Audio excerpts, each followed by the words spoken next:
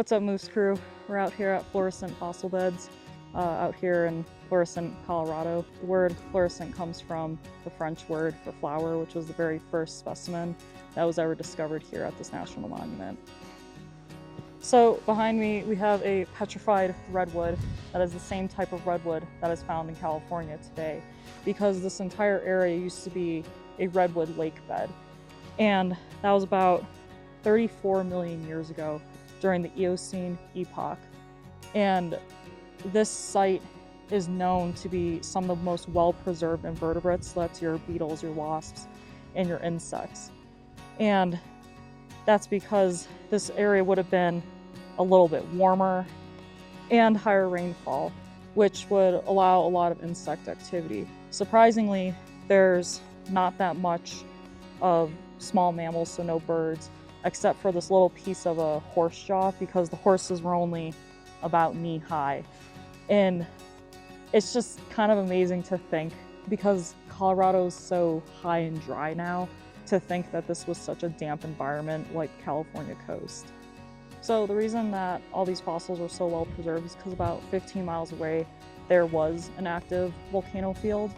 And so basically a volcano erupted, and then all the ashfall landed onto the lake, and that interacted with the diatoms, which are basically like little algae, tiny little guys.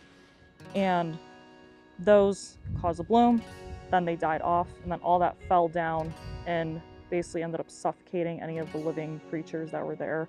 So that would be all of your insects and your fish that were living in the lake. Surprisingly here, there's actually not a lot of, or there's actually none of the reptiles or amphibians, which is kind of surprising because those should have been really abundant here.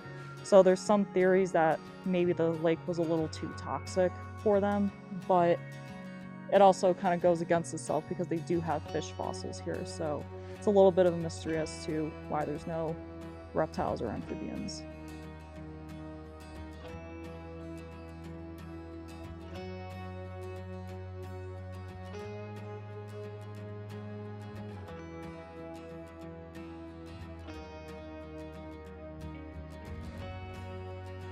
So this is the largest fossil at the monument. It is a redwood stump that is called the Big Stump.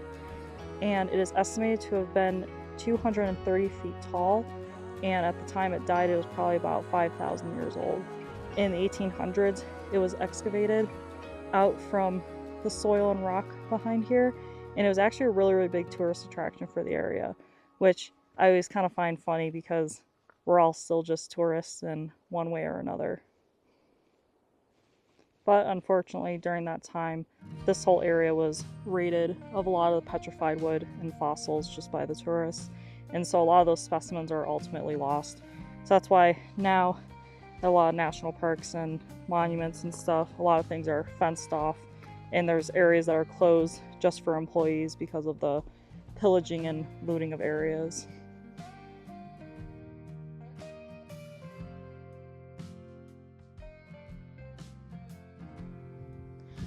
So we're at the Hornbeck Homestead site here at the Florissant Fossil Beds.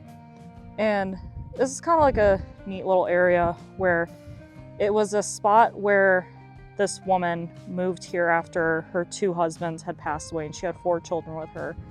And in the 1800s, it was incredibly hard for women to acquire any sort of land and homestead without a husband, but she managed to file her permit and acquire 160 acres.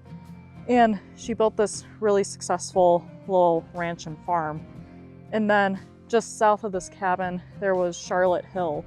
And she homesteaded here with her husband. And she was the first kind of backyard citizen scientist. And so she was just out here collecting the fossils and probably categorizing them in her own collections. And so this was the first almost scientific research of the area.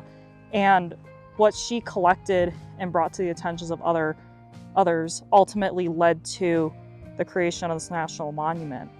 And so national parks are back in the news again with the worries about protections and stuff.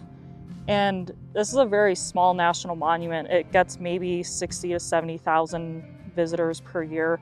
That's nothing compared to the 3 million that Glacier National Park gets, or what Rocky Mountain even gets. And it's just important that we still have to preserve these little areas because, you know, some of you watching this might look at it out there and just say, oh, it's just a grassy field, some rocks in it, what's the big deal? And the thing was that right before this park was designated, or monument was designated, it was going through about 6 months of legal litigation because a property management or a construction company wanted to turn this basically into a really big subdevelopment.